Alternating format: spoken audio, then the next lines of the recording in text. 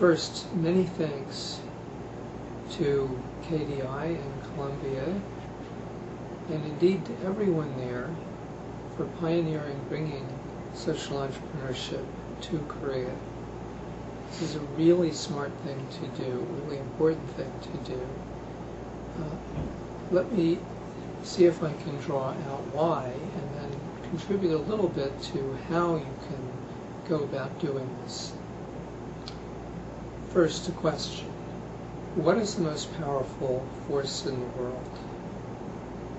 I think it's always a big pattern change idea, but only if it's in the hands of a really good entrepreneur. It's that combination that has always changed the world and always will change the world.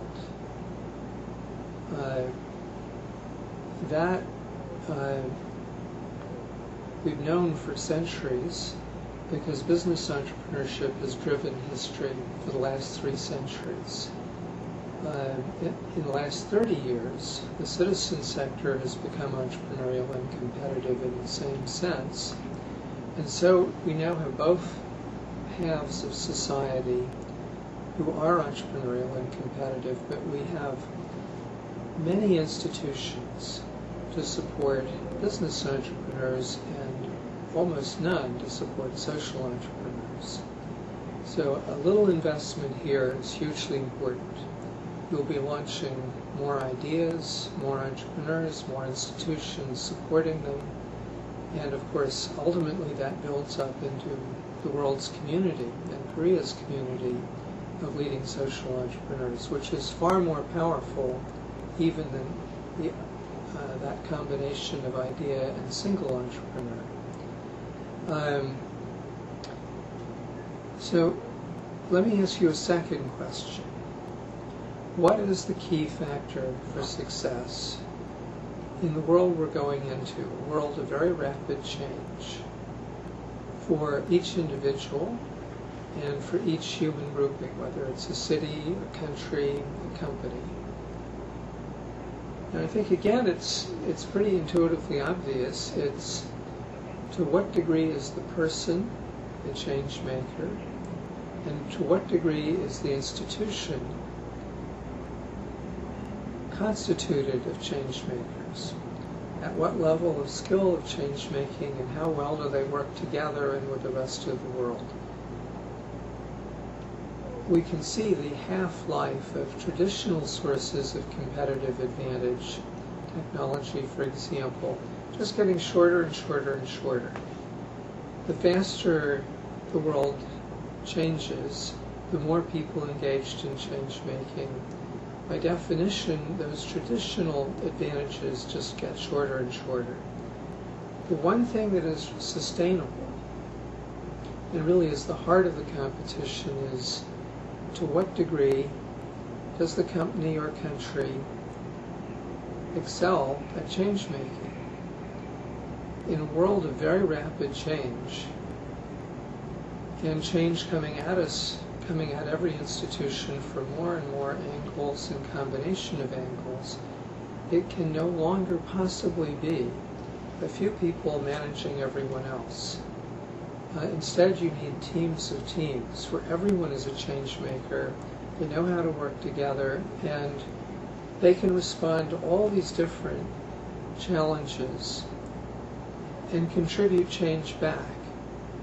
So the old form of organization is a dinosaur. It cannot succeed. It has a lot of momentum behind it, but it is now being replaced by individuals and organizations of change makers. That's the heart of where we're going. Think about what happened to Detroit and Milwaukee and St. Louis as compared to San Jose, which 50 years ago, 40 years ago, was just a bunch of lemon groves. Think about what happened to Calcutta versus Bangalore. Now, that took 50 years. It's not going to take 50 years for some countries to come out ahead and others to fall way behind. And the key variable, to take Korea's case, is what proportion of Koreans will be change makers 10, 15 years from now. Which means, when you translate through our understanding, through the work of the Ashoka Fellows, what proportion of young Koreans today are actually practicing change-making at 12, 15, 17, mastering the skills of empathy, teamwork, leadership, change-making? You have to make that investment now so you'll have a change-making workforce in 10, 15 years, which is the key factor for success. You have to figure out how to manage institutions very differently, how to manage the country differently. So that's the challenge. A little bit of history will help understand this. Agriculture produced a very small surplus. So only a few people were able to move off the land and be players. And as a result, we've had thousands of years, millennia, where the world has been a world of small elites. Good elites, bad elites, but always elites. That is the dinosaur that cannot work anymore. The break came around 1700 in Northern Europe, when business did something very radical. It said, anyone with a better idea, if you actually implement it, we're going to make you really happy and we're going to copy you. That ended the world of small elites. It generated a different psychology, dynamic, and it created more and more surplus, which in turn allowed more and more people to in fact be change makers, for us to invest in the cities and education. This is the most profound transformation in the structure of society in 10,000 years. And we are just now reaching the point where that building momentum is about to go over the top. So far, typically for a change, you've had building blocks, islands develop. But most parents, for example, don't know that they are failing as parents if they have a 15-year-old at home who is not practicing change-making. They know that that 15-year-old has to master math, and they know exactly what to do. But how many parents would even notice if their 15-year-old was not having a dream, building an organization, leaving their school or neighborhood changed? Because there's now a tutoring service, a dance academy, a team-to-team confidential hotline. That's what it means to be a change maker. How many parents would actually notice that? Well, that's an example of our being just at the edge of society going over the point where everyone understands that they, their children, their institutions have to make this transition from small elites to everyone a change maker. The social entrepreneurs are absolutely at the center of this. They disrupt. They are role models. If she can do this, well, maybe I can do something. And less well understood, they are also mass recruiters of local change makers. The job of the social entrepreneur is not to capture a market, but is to change the world. To do that, typically the social entrepreneur tries to make their idea as understandable, as simple, as safe, supported where needed as possible, specifically so that thousands of people in thousands of communities will stand up and say, I get this idea, this is pretty important, let me make sure that it works here. When they do that, they have become local change makers. And they will be role models in their family, with the people they're working, their neighbors. And some of them will be the next generation of entrepreneurs. This is very powerful. So that's part of the hidden dynamic pulling societies to everyone a change maker. As I mentioned before, we've learned from the 500 Ashoka Fellows focused primarily on young people. you have to change the experience of young people to be powerful in that age group. Otherwise, you have a blockage in making this transition to whatever you want to change maker. So those are two of the things that Korea needs to do. It needs to address what happens with young people, and it needs more social entrepreneurs. Those two levers are really important. Let me just share with you some statistics about the impact of the Ashoka Fellows at the end of 5 years. We've done this analysis now for 7 years, and it's true in countries on every continent all across the world, in every subject matter and across time. 97%, 5 years later, are continuing full-time to pursue their vision.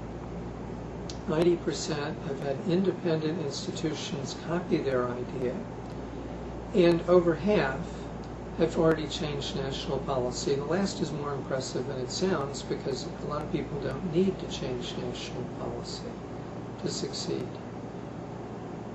Korea has many of these people. They may not have a word to describe who they are. They don't have the supports probably, but you can help them dramatically move faster, more surely, more safely, not least by creating a community in Korea and between the best Korean social entrepreneurs and their peers all across the world. The leverage for Korea in doing that is enormous. Who is going to be most effective in bringing in the best ideas from the best entrepreneurs across the world, other than entrepreneurs in Korea who know Korea, who are committed to bringing fundamental pattern change to Korea in their field? And by the same token, the great ideas that some of your entrepreneurs are creating should be part of this global network.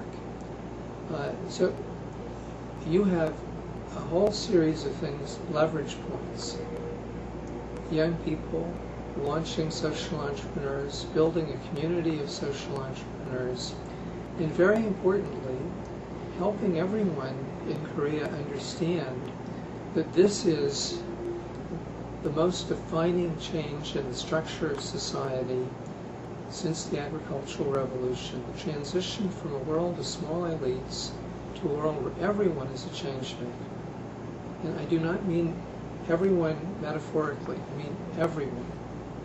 Adults today will find it too hard to change because they don't have the skills, they didn't define themselves as change makers, and the whole pattern of their relationships is different. But there is no excuse for young Koreans or young anyone else in the world not to have the ability to be a change maker. Think what it's going to be like for a 15-year-old today who hits 21 and doesn't have that self-definition and those skills when they're 30. The rate at which change is increasing is logarithmic. They are not going to be able to be a player, a contributor. This is a very sad thing. It's inexcusable to do that to any young person. So thank you again. You're getting together to think through what you can do is exactly the right issue, it's the right challenge. And Ashoka would like to do whatever we can to be helpful. We'd love to work with you and work with Korea's best entrepreneurs to marry you into this wonderful global community. Thank you very much for what you're doing.